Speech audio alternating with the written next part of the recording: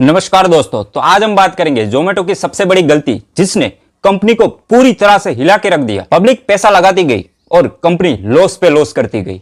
IPO के बाद 140 रुपए का स्टॉक 40 के नीचे जाके अटक गया। तो आखिरकार क्या थी वो गलती? क्यों जोमेटो का विजन वीक होता गया और इससे हमें क्या सीख मिलती है? आज हम उसी पे सर्जिकल केस स्टडी करेंगे। तो चलिए जोमेटो के बारे में थोड़ा शॉर्ट में इंट्रो करते हैं। जोमेटो की शुरुआत 2008 में हुई थी। आइडिया एकदम सिंपल था, रेस्टोरेंट का मेन्यू ऑनलाइन लाना। 2015 में उन्होंने रेस्टोरेंट का मेन्यू लिस्टिंग के साथ साथ फूड डिलीवरी की भी शुरुआत कर दी थी। कंपनी का ग्रोथ लगातार बढ़ रहा था, जिसके कारण इन्वेस्टर भी लाइन में लगे हुए थे कंपनी में इन्वेस्ट करने के लिए। देखते ही देखते जोमेटो बन गया एक यूनिकॉर्न। पर अब बिजनेस चलाना था, उसको चलाना नहीं था। जोमेटो की सबसे बड़ी गलती उबर ईट्स को खरीदना साबित हुई। उबर ईट्स को खरीदना एक बड़ा मूव था, बट ये एक्विजिशन उसकी लाइफ की एक बड़ी गलती के तौर पे उभर के आई। अब उबर ईट्स को खरीदते ही उसका कैश बर्न था वो 2 गुना हो गया। तब उबर ईट्स एक लॉस मेकिंग कंपनी थी, पर ये सब जानते हुए भी जोमेटो ने उसको एक्वायर किया और उसका सारा लॉस अपने सर ले लिया। कंपनी को खरीदने के बाद भी उसको रीसेटअप किया, जैसे एम्प्लॉयज हो गए, इंफ्रा, टेक्नोलॉजी, इन सब पे भी जोमेटो ने अंधाधुंध खर्चा किया। पर इतना सब खर्चा करने के बाद भी जो पुराने कस्टमर थे वो वापस रिटर्न ही नहीं हो रहे थे। नए कस्टमर आ नहीं रहे थे और पुराने कस्टमर छोड़ के भाग रहे थे। अब करे तो करे क्या? पर से राइडर्स ने भी प्रोटेस्ट करना शुरू किया, क्योंकि जॉब अब अनसर्टेन होने लगी थी। और इन सब भसड़ के बीच में सबसे बड़ा फायदा हुआ स्विगी को। जब जोमेटो एक्विजिशन में बिजी था, तब स्विगी ने मौका देख के पूरा मार्केट ग्रैब कर लिया। तो इससे लेसन ये मिलता है कि एक्विजिशन सिर्फ साइज बढ़ाता है, वैल्यू नहीं। तो ऐसी गलती भाई भूल के भी ना करे, वरना जो हाथ में है वो भी चला जाएगा। अब बात करते हैं जोमेटो की दूसरी गलती क्या थी। उसकी दूसरी गलती थी आईपीओ और पब्लिक का भरोसा टूटना। 2021 में जोमेटो का आईपीओ आया, वो भी 76 रुपीज के प्राइस पे। लिस्टिंग हुआ 115 पे और इन्वेस्टर हो गए सब खुश कि भाई अब तो मजे ही मजे है। एक्चुअल में ऐसा हुआ नहीं।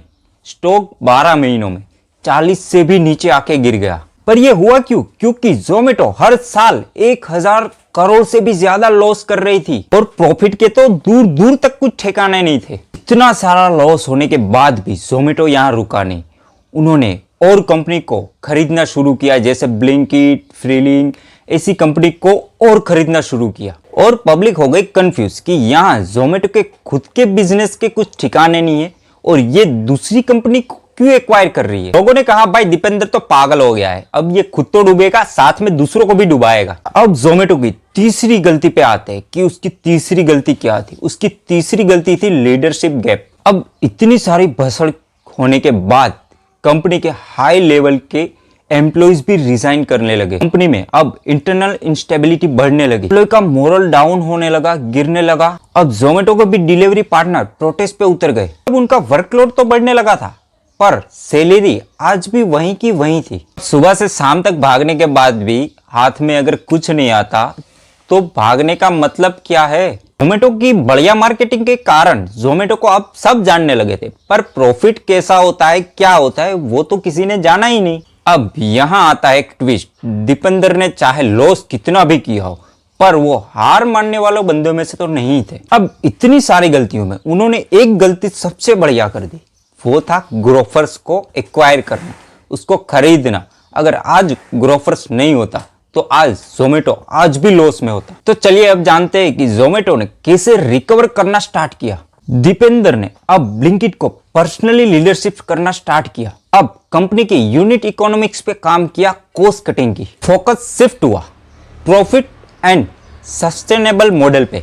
तब जाके फाइनली जोमेटो ने 2024 में 138 करोड़ का प्रॉफिट किया। 15 सालों के एक लंबे अरसे के बाद आज जोमेटो ने प्रॉफिट की शक्ल देखी। अब बात करते हैं कि जोमेटो की इस कहानी से एक बिजनेसमैन को क्या क्या सीखना चाहिए, क्या क्या गलती नहीं करनी चाहिए अपने बिजनेस में। उसमें पहला पॉइंट है कि हर एक्विजिशन सही नहीं होता। दूसरा पॉइंट है फास्ट ग्रोथ से ज्यादा अच्छा है एक सस्टेनेबल ग्रोथ। तीसरा पॉइंट है कि ब्रांडिंग इंपॉर्टेंट है, पर उससे भी ज्यादा प्रॉफिट और कस्टमर का भरोसा वो कभी ना टूटे, वो सबसे ज्यादा जरूरी है। हर कंपनी में एम्प्लॉय एक कंपनी का बैकबोन होता है, तो कभी भी उसको इग्नोर ना करे। तो एम्प्लॉयज की नीड और उनके ग्रोथ का हमेशा ध्यान रखना। तो अब आप बताओ कि जोमेटो की सबसे बड़ी गलती क्या थी। अगर आपको भी ये वीडियो अच्छा लगा हो तो लाइक करें और चैनल पे नए हो तो सब्सक्राइब करें, क्योंकि इस चैनल पे ऐसी बिजनेस केस स्टडी स्टोरीज आती रहेगी।